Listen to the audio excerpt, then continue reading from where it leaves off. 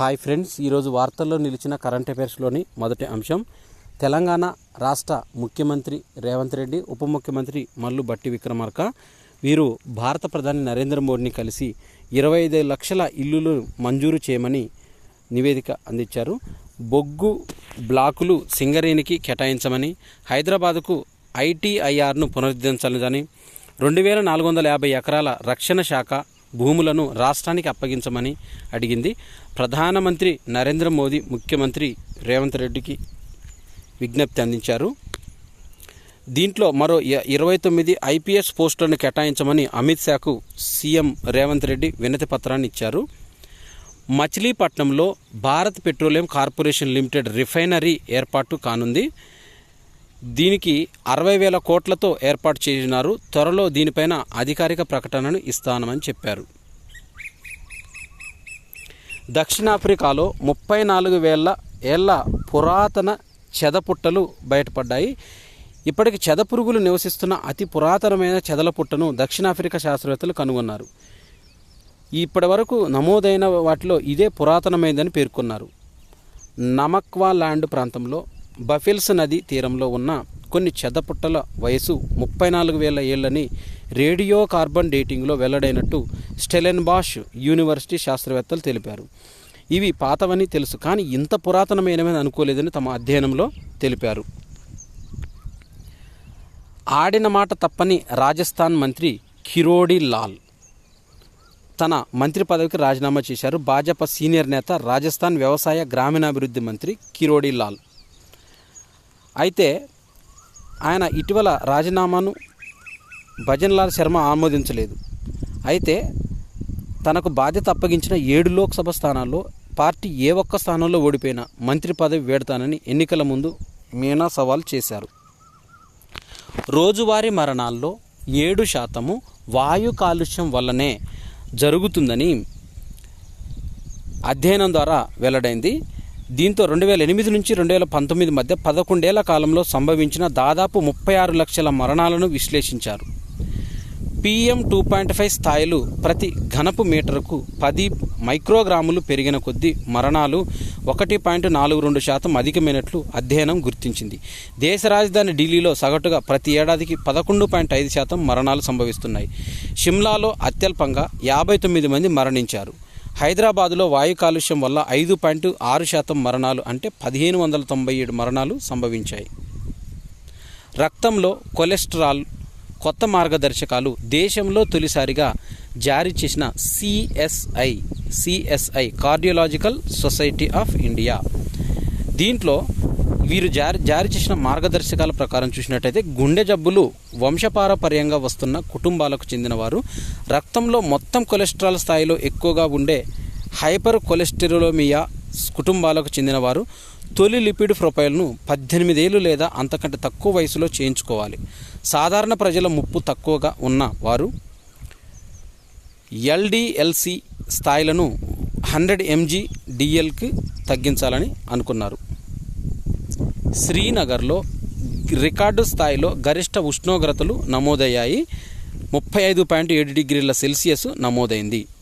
చివరిసారిగా 1999లో జూలైలో శ్రీనగర్లో 37 డిగ్రీల ఉష్ణోగ్రత నమోదైంది. ప్రస్తుతం కాశ్మీర్ లోయల్లో కూడా పలుచోట్ల 32.8, 35.2 డిగ్రీల సెల్సియస్ గరిష్ట ఉష్ణోగ్రతలు రికార్డు నమోదయ్యాయి. 3% తగ్గిన సగటు వర్షపాత లోటు.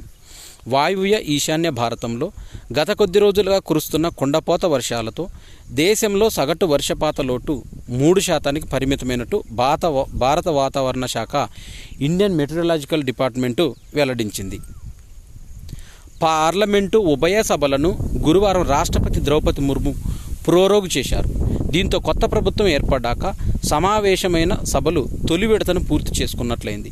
ఇటీవల నిరవధికంగా వాయిదా పడ్డ ఉభయ సభలను పార్లమెంటరీ వ్యవహారాల కేబినెట్ కమిటీ సిఫార్సు మేరకు రాష్ట్రపతి ప్రోరోగు చేశారని కేంద్ర మంత్రి కిరణ్ రిజిజు తెలిపారు. పార్లమెంటు బడ్జెట్ సమావేశాలు ఈ నెల 22 నుంచి ప్రారంభమయ్యే అవకాశం ఉంది. ఈ నెల 8 నుంచి 10వ తేదీలలో మోదీ రష్యా పర్యటనకు వెళ్తున్నారు. 22వ భారత రష్యా వార్షిక సమావేశంలో పాల్గొనున్న భారత ప్రధానమంత్రి నరేంద్ర మోడీ అటు నుంచి ఆస్ట్రియాకు వెళ్తారు. అయితే భారత ప్రధాని ఆస్ట్రియాకు వెళ్లడం 41 ఏళ్లలో ఇదే ప్రథమం.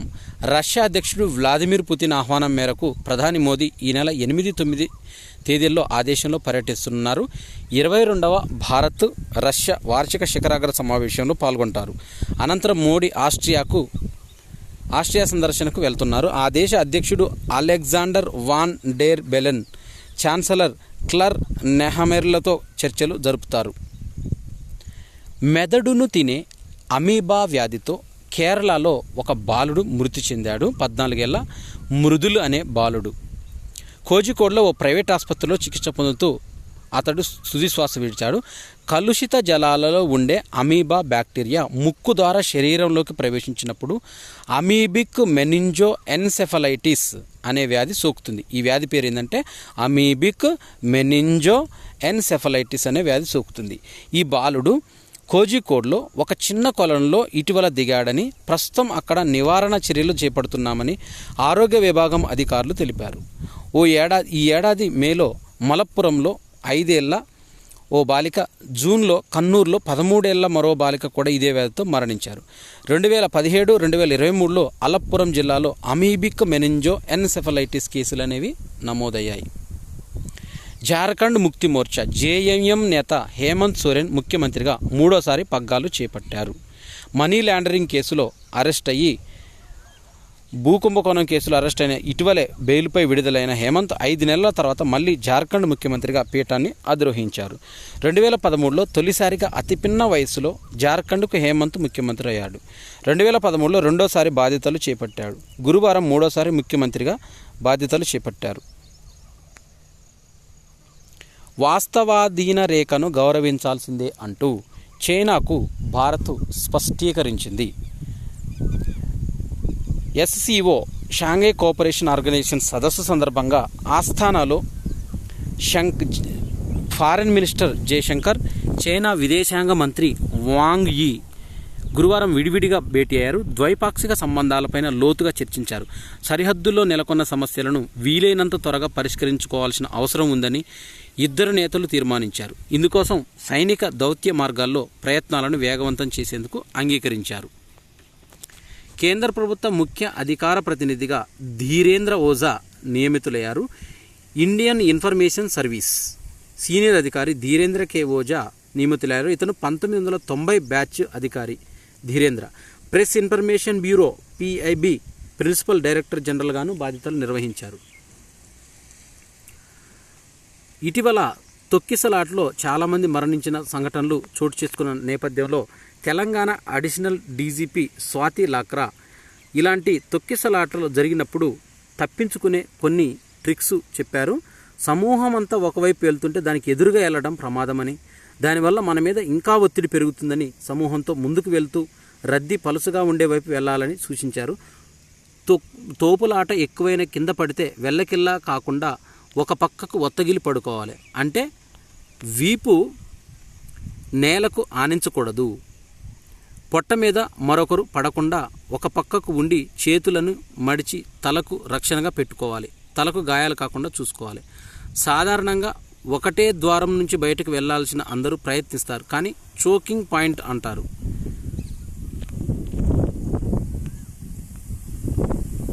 QR కోడ్తో ఉత్తర తెలంగాణ విద్యుత్ పంపిణీ సంస్థ NPTCL బిల్లులు చెల్లింపు ప్రవేశపెట్టింది.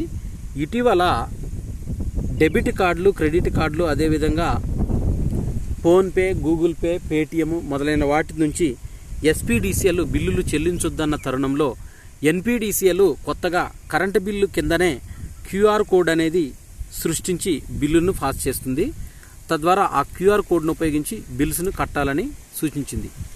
రోడ్డు భద్రతకు ట్రాఫిక్ వాలంటీర్లుగా 3 లక్షల మంది కళాశాల విద్యార్థులు సేవ అందించబోతున్నారు. ప్రతి నెల 1 గంట పాటు విధులు నిర్వర్తిస్తారు. విద్యాశాఖ, పోలీస్ శాఖలతో రవాణా శాఖ ప్రణాళిక రూపొందుకుంది. విప్లవ పోరాటాల అణచివేతకు కేంద్రం కుట్రలు చేస్తుందంటూ విప్లవ రచయితల సంఘము 55వ ఆవిర్భావ దినోత్సవాన్ని పురస్కరించుకొని వికసిత భారత్ 2047 కార్పొరేట్ హిందూ రాష్ట్రం పేరిట సదస్సు జరిగింది. హైదరాబాదులో. విశ్వంబర పురస్కారానికి శివశంకరి ఎంపికయ్యారు. ప్రతిష్టాత్మక విశ్వంబర పురస్కారానికి డాక్టర్ సి నారాయణ రెడ్డి జాతీయ సాహిత్య పురస్కారానికి ఈ సంవత్సరం సుప్రసిద్ధ తమిళ రచయిత్రి సరస్వతి సమ్మాన్ పురస్కార గ్రహీత శివశంకరి ఎంపికయ్యారు. పురస్కారం కింద 5 లక్షల రూపాయల నగదు, జ్ఞాపిక, శాలువాతో సత్కరించనున్నారు. ఈ నెల 29న సాయంత్రం 6 గంటలకు హైదరాబాదు రవీంద్ర భారతిలో జరిగే డాక్టర్ సి నారాయణ రెడ్డి 93వ జయంతి ఉత్సవాల్లో ఆమెకు పురస్కారాన్ని ప్రదానం చేయనున్నారు. శ్రీమతి సుశీల నారాయణ రెడ్డి ట్రస్ట్ అధ్యక్షురాలు సి గంగా, ప్రధాన కార్యదర్శి డాక్టర్ జుర్రు చెన్నయ్య ఒక ప్రకటనలో తెలిపారు. ఆ దేశాలను ఉపేక్షించవద్దని SCO సదస్సులో, షాంఘై సహకార సంస్థ సదస్సులో, 24వ వార్షికోత్సవ సదస్సులో భారత ప్రధాని నరేంద్ర మోడీ, విదేశీ వ్యవహారాల మంత్రి జయశంకర్ దానికి సంబంధించిన వివరాలను చదివి వినిపించారు. పాకిస్తాన్ ప్రధాని షహబాజ్ షరీఫ్ సదస్సులో ప్రసంగిస్తూ SCO సభ్య దేశాలకు ఉగ్రవాదం అతిపెద్ద ఆందోళనకరంగా మారిందని అన్నారు. కుటుంబాలని కలవచ్చు, ఢిల్లీ వదిలి వెళ్ళకూడదని ఖలిస్తాన్ సానుభూతిపరుడు, పంజాబ్లోని ఖడూర్ సాహిబ్ నియోజకవర్గం నుంచి లోక్సభకు ఎన్నికైన అమృత్ పాల్ సింగ్ ఎంపీగా ప్రమాణ స్వీకారం చేయడానికి ఫెరోల్ ఇచ్చిన న్యాయస్థానం 10 షరతులను విధించింది. లోక్సభ ఎన్నికల్లో పోలైన మొత్తం ఓట్లలో విజేతలు సగటు 50.58% ఓట్లను సాధించారని, గత సార్వత్రిక ఎన్నికలతో పోలిస్తే ఇది 2% మేర తగ్గినట్లు association for democratic reforms ADR తన నివేదికలో వెల్లడించింది. భారతీయ జనతా పార్టీకి చెందిన 239 మంది విజేతల్లో 75 మంది 31%, 50% కంటే తక్కువ ఓట్లు సాధించారు. CBI తొలి BNS FIR నమోదైంది. భారతీయ శిక్షా స్మృతి IPC స్థానంలో వచ్చిన భారతీయ న్యాయ సంహిత BNS సెక్షన్ ప్రకారము కేంద్ర దర్యాప్తు సంస్థ CBI తొలి FIR నమోదు చేసింది. ఈ కేసులో నిందితులిద్దరూ పోలీసులు కావడం గమనార్హం. FIR ప్రకారం డ్రగ్స్ కేసులో తీహాడ్ జైల్లో ఉన్న నిందితుడి విడుదలకు సహకరించిన ఈ ఇద్దరు పోలీసులు 10 లక్షల రూపాయలు డిమాండ్ చేశారు. వీరిపై భారతీయ న్యాయ సంహిత BNSలోని 61(2) సెక్షన్ కింద CBI అభియోగాలు నమోదు చేసింది. ప్రధానమంత్రి నరేంద్ర మోడీ ఏటా నిర్వహించే పరీక్షా పే చర్చ కార్యక్రమం ఒక ప్రత్యేక పోర్టల్ రూపంలో వర్చువల్గా ప్రారంభించడానికి NCERT కసరత్తు ప్రారంభించింది. కేంద్ర విద్యాశాఖ మంత్రి ధర్మేంద్ర ప్రధాన్ అధికారులతో జరిపిన సమావేశంలో కొత్త సిలబస్ విధానం మేరకు స్కూలు పాఠ్యపుస్తకాల రూపకల్పనపై సమీక్షను నిర్వహించారు. విద్యుత్ ఆదా చేసే సాధనాల వినియోగంపైన అవగాహన పెంపొందించే లక్ష్యంతో కేంద్ర ప్రభుత్వ రంగ సంస్థ ఎనర్జీ ఎఫిషియన్సీ సర్వీసెస్ లిమిటెడ్ తెలంగాణకు చెందిన మహిళా పారిశ్రామికవేత్త పద్మ వ్యధతో ఒప్పందం కుదుర్చుకుంది.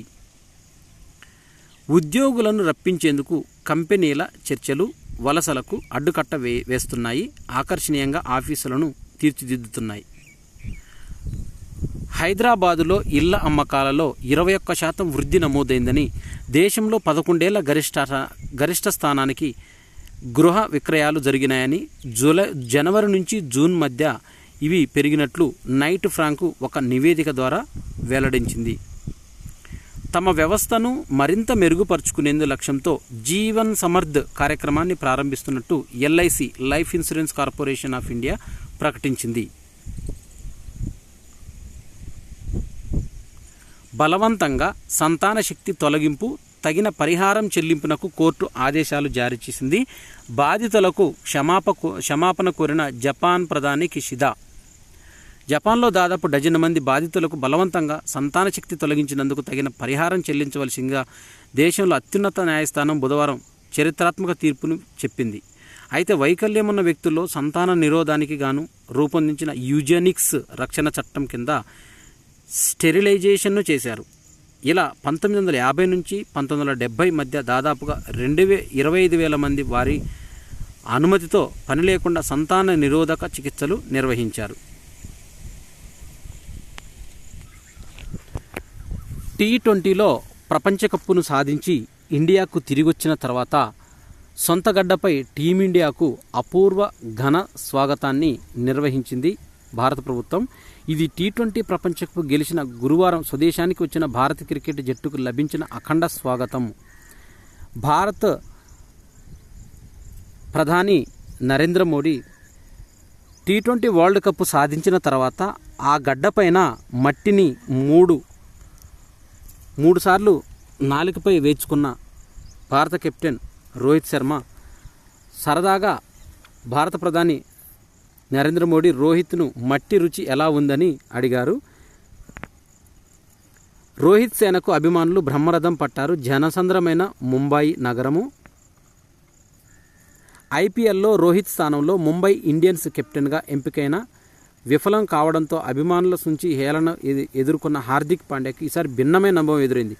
ప్రపంచ కప్ విజయంలో కీలక పాత్ర పోషించిన అతడికి వాంకడే స్టేడియంలో అభిమానులు నీరాజనం పట్టారు. హార్దిక్కు మద్దతుగా ప్లకార్డులు ప్రదర్శించారు. అతడి ఫోటో దిగటానికి ఎగబడ్డారు. విజయయాత్ర అనంతరం టీమిండియా ఆటగాళ్లు వాంకడే స్టేడియానికి వచ్చారు. వారిని చూసేందుకు అభిమానులు పెద్ద ఎత్తున దిగొచ్చారు. టీ20 ప్రపంచ కప్ గెలిచిన టీమిండియాకు బీసీసీఐ 125 కోట్ల భారీ నజరానాను అందించింది. ఒలింపిక్స్లో పాల్గొనడం ఏ క్రీడాకారులకైనా పెద్ద కలగా మారింది. ఎంతగా శ్రమించిన కెరీర్లో ఈ మెగా ఈవెంట్కు అర్హత సాధించాలని అథ్లెట్లు చాలామంది ఉంటారు. అలాంటిది 14 ఏళ్లకే ఒలింపిక్స్లో ఆడే అవకాశాన్ని దక్కించుకుంది భారత స్విమ్మర్ దినింది దేశింగు. ఏ క్రీడకు సంబంధించింది? భారత స్విమ్మర్ ఈమ. కర్ణాటకకు చెందిన ఈ టీనేజ్ కెరటం ప్యారిస్లో మహిళల 200 మీటర్ల ఫ్రీ స్టైల్లో పోటీ పడుతుంది. 9వ తరగతి చదువుతున్న ఈ అమ్మాయి వేగంగా స్విమ్మింగ్లో ఎదిగింది. గతేడాది జాతీయ క్రీడలు, జాతీయ ఛాంపియన్షిప్లో సత్తా చాటిన దినింది యూనివర్సిటీ ర్యాంకింగ్స్ ద్వారా ఒలింపిక్స్ బెర్తు దక్కింది. ప్యారిస్ ఒలింపిక్స్లో భారత అథ్లెట్లు గర్వించే ప్రదర్శన చేస్తారని నమ్ముతున్నానని భారత ప్రధాని నరేంద్ర మోదీ అన్నారు. ఒలింపిక్స్కు వెళ్లే దేశ అథ్లెట్లు గురువారం తనని కలిసిన సందర్భంగా ఆయన ఇలా వ్యాఖ్యానించారు. వింబుల్డన్ మ్యాచ్ అనేది జరుగుతుంది. వింబుల్డన్లో టైటిల్ ఫేవరెట్ నొవాక్ జోకోవిచ్ సెర్బియా వీరుడు జోరు కొనసాగుతుంది.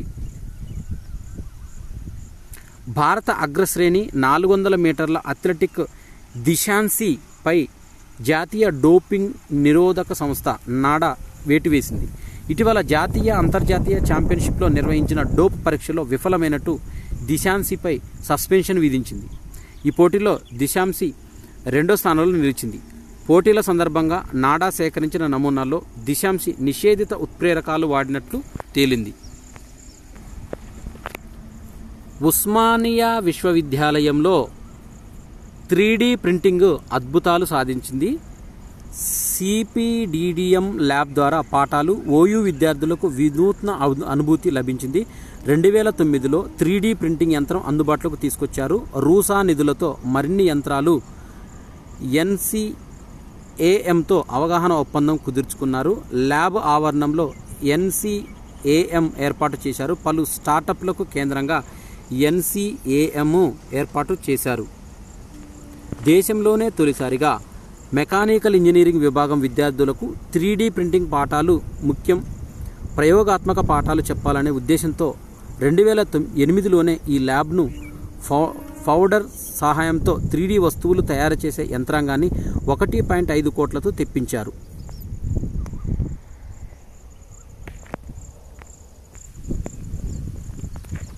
ఇవి జూలై 5, 2024కు సంబంధించిన కరెంట్ అఫైర్సు. ఈ వీడియో నచ్చినట్టయితే లైక్ చేయండి, షేర్ చేయండి, కామెంట్ చేయండి. నేను చేసే ఈ వీడియో క్లిప్స్ అన్నీ మీకు కమ్యూనిటీలో దాదాపు 1 ఇయర్కి సంబంధించిన కమ్యూనిటీలో అన్ని క్లిప్పింగ్స్ అనేవి పెట్టడం జరిగింది. అక్కడ కమ్యూనిటీలో ఈ క్లిప్పింగ్స్ చూసినట్టయితే మీకు చాలా ఈజీగా ఉంటుంది ప్రిపరేషన్కి. ఈ వీడియో నచ్చినట్టయితే లైక్ చేయండి, షేర్ చేయండి, కామెంట్ చేయండి. నా ఛానల్ సబ్స్క్రైబ్ చేసుకోవడం ద్వారా నేను చేసే వీడియోస్ అన్నీ మీకు నోటిఫికేషన్ రూపంలో వెలువడతాయి. Thanks for watching.